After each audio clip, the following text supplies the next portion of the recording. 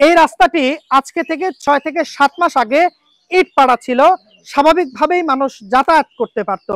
তবে এই রাস্তাটি আবার নতুন করে কাজ করার জন্য আব্দুল্লাহ এন্টারপ্রাইজ নামের একটি ঠিকাদারি প্রতিষ্ঠানকে দায়িত্ব দেওয়া হয়।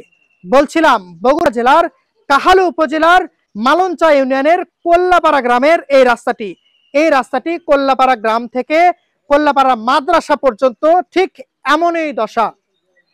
ঠিকাদারি প্রতিষ্ঠান দায়িত্ব পাওয়ার পর এই রাস্তার ইটগুলো তুলে ফেলে, কিন্তু এই রাস্তাতে নতুন করে কাজ শুরু করেনি, যার কারণে এই রাস্তা দিয়ে চলাচল করা শত শত মানুষ, শত শত শিক্ষার্থী চরম ভোগান্তির শিকার হচ্ছে।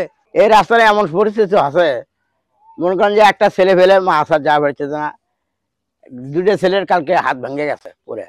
আর আমি এখানে কাল পানি বৃষ্টি হয়ে গেছে, আমি হাঁকুড়িলে পার হচ্ছি, 3 হাত জায়গা হাঁকুড়িলে পার হয়ে গেছি। এই রাস্তার সঙ্গেই কিন্তু যে কোল্লাপাড়া ঈদগাহ মাঠ রয়েছে, আর সামান্য কয়েকদিন পরেই কিন্তু ঈদুল আজহার নামাজ সেখানে মানুষ মুসল্লিরা পড়তে যাবে। যদি এই রাস্তাটা সংস্কার করা না হয় আর বর্ষার যদি মৌসুম শুরু হয়ে যায়, তাহলে হাজার হাজার মানুষ ঈদুল আজহার নামাজ থেকে তারা বঞ্চিত হবে। এই দেখেন আমার মাদ্রাসার ধান তুলে ভিঁটি দিয়ে মালঞ্চা দিয়ে ইন্দুখুদ দিয়ে ঘুরে 7 রকম পানি সার দিয়ে কোল্লাপাড়ার ধান আনা লাগছে। তাহলে এটা কি আমাদের ধানটা আসতেছে কি জমিটা আবাদ করার বিপদে পড়ে গেছি। কৃষকের জমি আবাদ না করলে খাবি কি, সে আবাদও আসতেছে না, আবার কিষাণ কার্ডও এখানে মনে দেখেন চলাফেরা করতে পারছে না।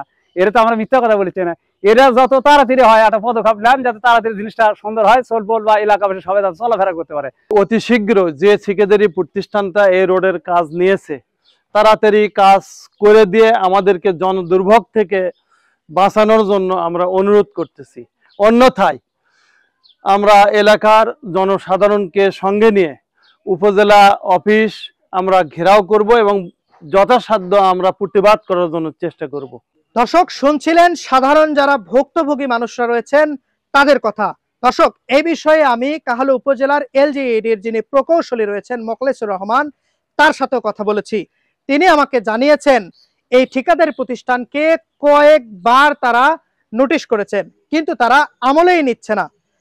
তিনি এমনটিও আমাদেরকে বলেছেন যদি তারা দ্রুত এই কাজটি সম্পূর্ণ না করে তাহলে ঠিকাদারি প্রতিষ্ঠানকে এই কাজটি হয়তোবা বাতিলও করা হতে পারে ঊর্ধ্বতন কর্মকর্তাকে জানিয়ে। জাহিদ হাসান, এনটিভি, কাহালু, শাহজাহানপুর, বগুড়া।